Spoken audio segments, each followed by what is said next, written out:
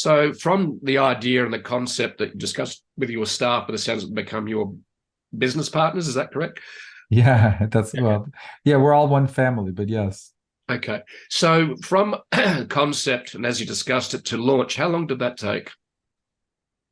Um, it depends what you consider the beginning. At the beginning, we didn't realize how much technology we didn't need it. So maybe 7, 8 years ago, we just said, why don't we just develop a little bit of technology to solve this problem? And then we did that, and like, wow, okay, that really improves things. And so, how do we do a little bit more? I don't think there was a time where we just said, oh, we're jumping into the deep end of technology. I think initially it was a very, very focused need to solve some definite problems, but not to become a technology company.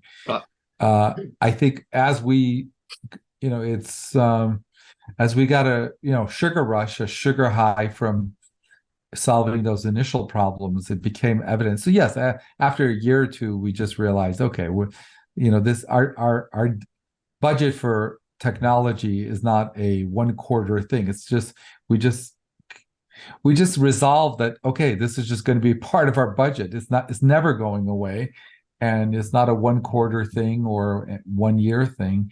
So we have dedicated a portion of our budget to technology as an ongoing expense. so what you described to me is it's used a lot in the entrepreneurial lean startup as a minimal viable product initially.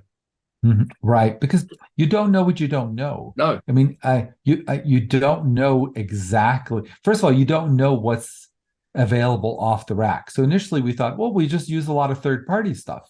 I mean, we knew we needed technology, but like, well, why don't we just use third party?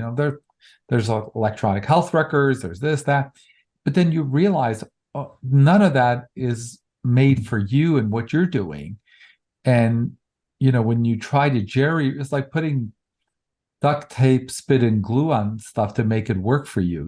You're barely holding it together and still not doing half the things you want.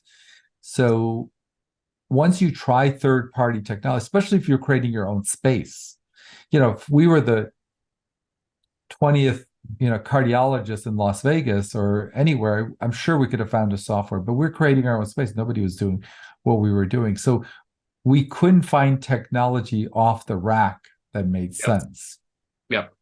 And then once you realize, OMG, you're on your third software and you're like, nope, this is not working either. So it wasn't like we didn't want technology. We just initially thought we could jerry rig third party technologies and get 80, 90% of what we wanted.